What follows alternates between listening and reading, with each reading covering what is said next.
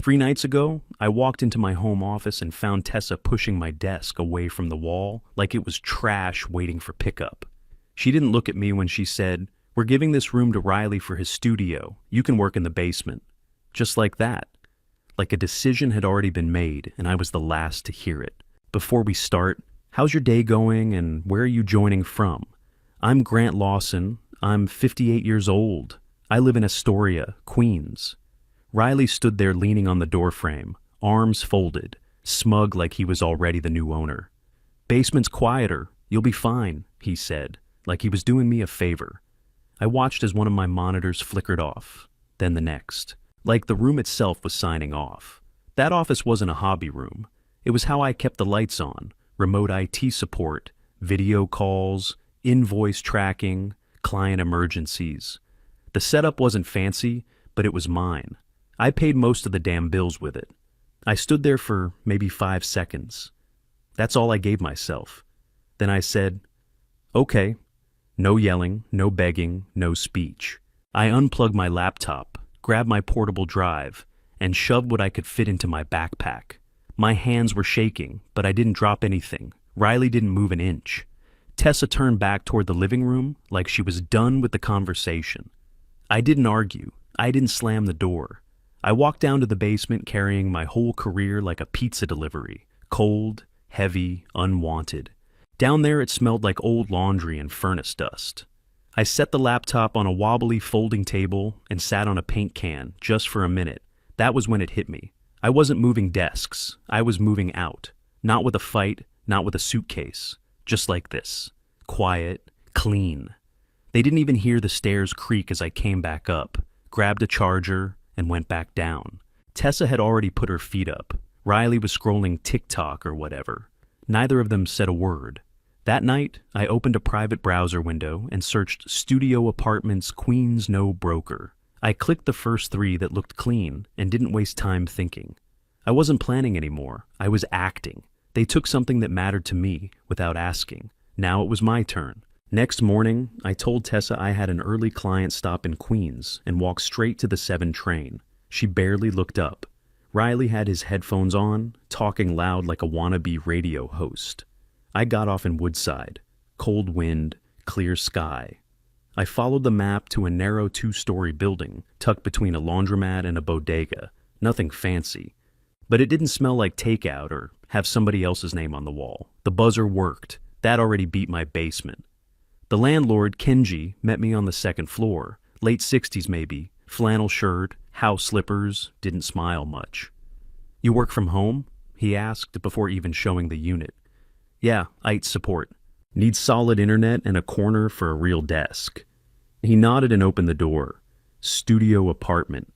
Front window facing the street. Tiny kitchen, decent closet. Bathroom didn't stink. No peeling paint. No weird carpet stains. It was tight, but clean. "I don't do drama," Kenji said, arms crossed. "Me either." He handed me the paperwork. Rent was $17.80. 1 month for security, 1 for the broker fee. Total came to $53.40 to get keys in hand. I stood there, looking at the bottom line. It burned, but it burned in a clean way, like ripping off a Band-Aid and seeing skin instead of a wound. I wired the full amount while standing at the window. Kenji watched my phone screen the whole time, didn't blink. Once it cleared, he handed me a single silver key on a plain ring. "That's yours now. Don't mess it up." "No plans to." I walked out with that key digging into my palm like it was warning me. Don't screw this up. Don't crawl back. On the train ride back, I kept touching it in my pocket like a secret. I started mentally placing my monitors, 1 by the window, 1 angled left. I'd get a rug, something cheap but not stained, maybe even hang something on the wall. I was already furnishing the life I should have had years ago. Back at the house, Riley was screaming into his headset about some match. Takeout boxes were stacked on the coffee table. Tessa sat flipping through coupon flyers, sighing like the world owed her cheaper groceries. Nobody looked up when I walked in. Nobody asked how my meeting went. Nobody cared that I had just made the biggest personal move in 20 years. Good. It made what I was doing easier. I dropped my bag in the basement, logged into a client call like nothing had changed, but inside, something had snapped into place. That night, when Tessa called from the kitchen, "What are we ordering?" I didn't even look up from my screen. I already ate. Silence. Shortest sentence I'd said all week, and it landed like a brick. First no in a long time. Felt weird coming out, but clean. Next morning, I was mid-ticket when my phone buzzed. Tessa texted, "Can you top off the grocery delivery?" I tapped back. "Can't cover extra this week. My budget's tight." She sent a thumbs up emoji, not angry, just confused. Like she didn't get what changed. Riley knocked an hour later, mid-live stream. "Router's doing that thing again. Can you reset it?" I didn't even turn. Deadline? Figure it out. He stood there a beat, then walked off mumbling. Normally, I'd have dropped everything to fix it. Not this time. That weekend, I started quietly walking pieces of my life out the door. My external drive went first, slipped into a backpack like it was just for a client visit. My good tool bag followed. Gonna clean it out. Favorite pens, my leather notebook, chargers, anything personal enough to miss.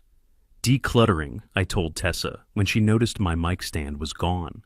"You finally checking your gear?" she said. That thing buzzed all the time. Getting it tuned. She didn't ask where. I packed a duffel with a week's worth of clothes and stashed it in the trunk. Nobody noticed. The monitors? Taking them in for diagnostics. Nobody cared. The studio they'd stolen was now full of ring lights and cheap tripods. My stuff was invisible again. Every night after they crashed, I'd ferry 1 or 2 boxes to the studio. Didn't take much. My life was mostly digital anyway. Books I actually wanted to read. Socks that didn't have holes. The photo of my dad I kept in the second drawer. I'd turn that key in Woodside and the door would open to silence. By midweek, the shelves in the basement were half empty. Nobody said a word.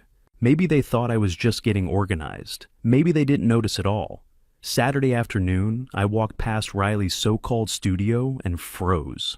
My ergonomic chair, the one I saved for, researched for weeks, bought after a 6-week rollout that nearly wrecked my spine, was gone. In its place sat a wobbly metal folding chair, the kind you borrow from a church basement. I stepped in. "Where's my chair?" Riley didn't even pause his editing. "Mom sold it. Needed a better mic. You can use a regular chair downstairs." I stared at him for a full breath, then walked straight to the kitchen. Tessa was rinsing dishes, sleeves pushed up, like everything was normal. "You sold my chair?" I asked. She didn't even blink. "We got $220 for it. He needs proper gear if he's serious about this." I laughed. Once, dry. That chair wasn't a toy. It was a reward I bought myself. A thank you after grinding through a launch that had me limping from desk to bed for weeks. "He needed gear, so you sold my chair?" "We share things, Grant. It's just a chair." That line hit something in me hard. Not anger, stillness. Cold, deep stillness. I pulled my phone out, opened the Notes app where I'd been keeping track of every dollar they pretended came from nowhere. I didn't raise my voice. I read it like a receipt. Mortgage top-ups, utilities, groceries, Riley's course, the Wi-Fi upgrade, all of it. Riley walked in mid-list, chewing something. "You're making it sound worse than it is." I looked at him, then back at her. "You sold my chair for your microphone." He opened his mouth again, but I cut him off. "I'm moving out next weekend. Truck's booked." Tessa turned off the faucet slow. "Wait, what?" "You heard me. You're being dramatic." I held up the phone. "This isn't drama, it's math. For years I paid the gap, quietly. You two spent like it was a joint income, and I kept patching the roof." Riley tried again. "You never said no before. And that's on me. I should've." Tessa folded her arms. "So what? You're just walking out?" "I've already been walking out, piece by piece. Nobody noticed." The room went silent, just water dripping from a spoon in the sink. "You're really doing this?" she asked. "I am, because I didn't sign up to be stripped for parts. I worked, I provided, and you sold the one thing in this house that was mine." Riley stepped back like I'd raised a fist, even though my hands never left my sides. I turned to leave, then paused. You'll see the difference fast. Not just money, quiet, emptiness. I headed for the basement. Behind me, no apology, no rush to stop me, only silence. That told me everything. U-Haul showed up at 10 sharp. Big orange logo screaming up the block. I saw two neighbors peek through their blinds like it was a crime scene. Let them watch. I opened the door, grabbed the first box, and walked right past Tessa without a word. She was standing in the hallway like she thought her body alone might stop me. "You're being extreme," she said, soft but firm. "You don't know how hard it is out there." I didn't answer, just kept walking. Trip after trip, I hauled out my mattress, drawers, desk lamp. The little stuff I'd left in plain sight so the gaps would show when it was gone. I wanted that space to speak louder than I had in years. Riley didn't come out of his room once. No headset yelling, no clacking keyboard. The house was weirdly quiet, like it already knew it lost its power source. I hit the kitchen last, pulled a printer sheet from the drawer, grabbed a pen, and wrote at the top, in block letters, "What Grant paid. Last 12 months. Line by line, I wrote it all out. Mortgage overages, utilities, cable, streaming, groceries, pharmacy, the creator course, Ubers, studio lights, his damn mic. All of it. Next to each line, a dollar amount. At the bottom, I drew a thick line and wrote $22,450. I folded the sheet in half, then magneted it right to the fridge.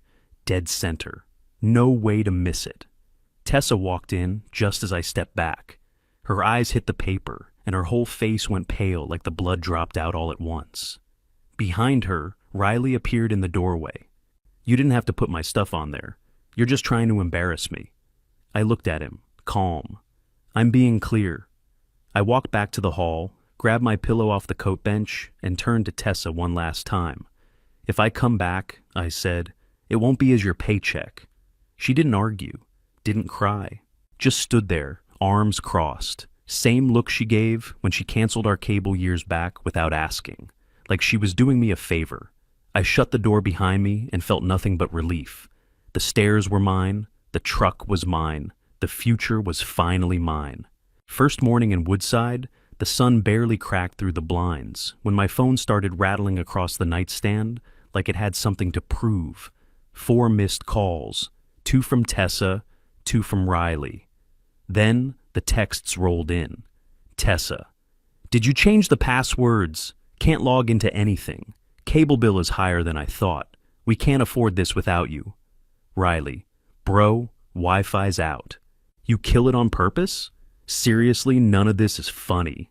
Mom's freaking. I stood over the phone, staring at the screen. Old me would have been on a Zoom call already, fixing half their life in between client tickets. New me? I pressed the side button and face-downed it. I made coffee. Cheap grounds, no creamer, but it was mine. Quiet filled the room. Not the fake kind where people are mad and just not speaking. Actual silence. I opened my laptop. Ticket queue was full, which was good. Work kept me grounded. I answered a backlog of issues, knocked out a VPN fix for a law firm, updated a firewall config, and never once got interrupted by someone yelling through the door about bandwidth. The kitchen here was tiny, half fridge, stove, you could barely fit a pan on, but it didn't have takeout trash piled on the counter. The bathroom had no mystery toothpaste splatter. The air smelled like nothing, and for once, that was a gift. I stepped out for lunch. Bagel and drip coffee, corner spot. Nobody asked me why I looked tired or what I was doing with my life. I was just another guy eating lunch, and I liked that more than I expected. Later, I unrolled a cheap mattress I'd ordered online. No frame yet, just floor sleeping, like I was 20 again. It was lumpy and stiff and not made for backs over 50. But that night, stretched out under a thin blanket with a single pillow and a fan running low, I slept like I'd hit some kind of internal reset. Not comfortable, not luxurious, but clean and quiet. Cold snap hit fast. One of those nights where the air feels like broken glass, even inside. I woke up to a voicemail from Tessa, quieter than usual. Not mad, not sharp, just small. Got a notice from the gas company, she said. They're threatening shutoff. I didn't realize how much is in your name. I didn't call back. I just let it sit. 2 nights later, she rang again. I almost didn't pick up, but something in her voice on the 3rd ring pulled me in. The furnace died, she said, breathing hard. Repair guy says it's the blower motor. Wants at least $380 just to get it running. We're overdrawn, Grant. Then came Riley, yelling from the background like I owed him something. This isn't about Wi-Fi, man. Mom is freezing. The guilt tried to climb in, same as always. But this time, I didn't flinch. I took a breath, sat down, and made my voice steady. I'll help once, I said. But with conditions. Riley didn't even pause. Conditions? This is heat. You serious? Dead serious. 1. I'll pay for this repair. After that, I'm off your bills. Every last one. 2. We sit down and build a budget that doesn't include me. 3. Riley gets a real job with real paychecks. I want to see at least $350 a month going toward that house. 4. I'm not your tech guy anymore. No more calls midstream. No more last-minute rescues. I choose when and if I help. Silence. I could hear her breathing on the other end. Then finally, fine. Just get the heat fixed. I nodded, even though she couldn't see it. You'll get the confirmation in 10 minutes. I called the repair company myself, paid the deposit on my card, told them the address, made sure they had Tessa's number, scheduled them for the next day. Then I forwarded the email to her and archived the thread. That was the first time helping didn't feel like giving myself away. It still stung, don't get me wrong, but it didn't gut me like before, because this time, I wasn't falling back into the old role. I was setting the rules. I didn't hear back that night. No thank you, no update, just quiet. Next evening, I stepped back into the house, and yeah, it was warmer. The furnace worked, but everything else felt cold. No music, no game audio, just silence and tension, thick enough to chew. A pile of unopened envelopes sat dead center on the kitchen table, like they had been waiting for me. I pulled out my laptop, opened a new spreadsheet, and sat down without a word. Income first, I said. Tessa grabbed a pen and started reading off numbers. I work 28 hours a week, 15 an hour. Tips vary, maybe 70 to 100 if it's busy. I typed without reacting. Call it 80, next.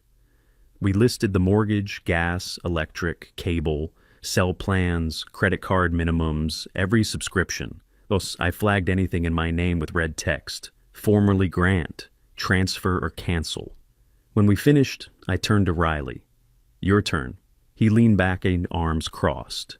I don't really have expenses. I'm growing the channel. I didn't look up. Right now it's a hobby. The math doesn't care. He rolled his eyes but didn't say anything else. Tessa glanced between us, then at the spreadsheet. Her tone shifted. I can pick up a weekend shift. There's an opening at the diner. She turned to Riley. You can at least get a part-time job. Something with a paycheck. I filled out the final rows, sorted by due date, added totals at the bottom, and emailed them both the file. Then I shut the laptop and stood up. Heat's covered. The rest is on you. Tessa looked down at the sheet, lips tight. I'm your family, I said, not your bank. The spreadsheet was still open on their table the next time I visited. Numbers hadn't changed much, but the attitude had. Meanwhile, my studio started feeling like home. I laid down a cheap rug, gray and flat, but it made the floor warmer. Hung 2 frame prints I made from old photos. Set my desk right by the window so I could watch the street while I worked. Kids rode scooters, old men argued in Spanish outside the deli, and nobody knocked on my door asking for tech help. I picked up 2 bigger clients, good-paying ones who didn't treat me like a vending machine. I stopped chasing the nickel and dime ones who sent panicked emails at midnight and expected a miracle by sunrise. My bonus hit in May. I didn't even tell anyone. I bought myself a better mattress and a pair of noise-canceling headphones, both for me. No justifications, no shared wish lists, just peace. First dinner back with them, the thermostat sat lower than usual. Takeout boxes were missing, and the TV was off. Tessa passed an envelope across the table. First payment, she said. I opened it. Check for $120. I nodded. Didn't need a speech. That check meant more than the amount. Riley tried the sneaker store first. Lasted 3 weeks before he quit. Complained about standing too long. Couple weeks later, he texted that he was working warehouse nights across town. One evening, he walked in wearing a reflective vest and a name patch that read, Riley L. He dropped his backpack by the door and muttered, "Got bumped to shift lead." I said, "Good." That's all I gave him. That's all he needed. Few days later, I got $35 on Venmo from him. Note said, "For the course, I'll keep paying. Not the full amount. Not even close. But it was ownership. That was new. The router stopped being a constant emergency. When something went down and I didn't pick up, they left a message like normal people. Waited. Didn't freak out. Didn't act like the world was ending. I listened to one voicemail 3 hours later, smiling as I hit delete. Just Tessa asking if the login screen needed a refresh. That alone felt like air in my lungs. I used to think revenge meant someone else suffering, watching them scramble, struggle, fall apart without you. But sitting in my small apartment with sunlight warming the desk, coffee in hand, and no one asking for a damn thing, I realized mine was simpler. I built a life they don't run. There was no big blow-up, no dramatic apology, just facts. The fridge list stayed up. The budget lived on their table. I stopped being a hidden line item in someone else's plan. Tessa started looking at the month before it started, not 3 days after the account hit zero. She didn't swipe my card in her head before making decisions. She didn't treat my wallet like a reset button anymore. Riley learned paydays beat promises. He still messes around with videos. Sure, he's got a green screen now and followers. But the difference? He clocks in, brings home a check, and doesn't treat my chair or my time like community property. I still show up. Birthdays, holidays, the occasional dinner. I help if I choose to. Not because I'm cornered or guilted or worn down. Because I want to. And when I've had enough, I go home. Back to my quiet corner in Woodside, where the thermostat is mine. The fridge only holds what I buy, and the desk faces the street, not someone's mess. If they slip up again, go back to old habits. I don't launch into speeches. I don't repeat myself. I just don't pick up the rope. That's how the power shifts. If you're the guy everyone calls first and thanks last, try asking what I finally asked. What happens if I don't fix it this time? You might find out the same thing I did. People don't grow while you're holding them up, and you can't breathe while you're holding the whole house. Let go, then watch what changes.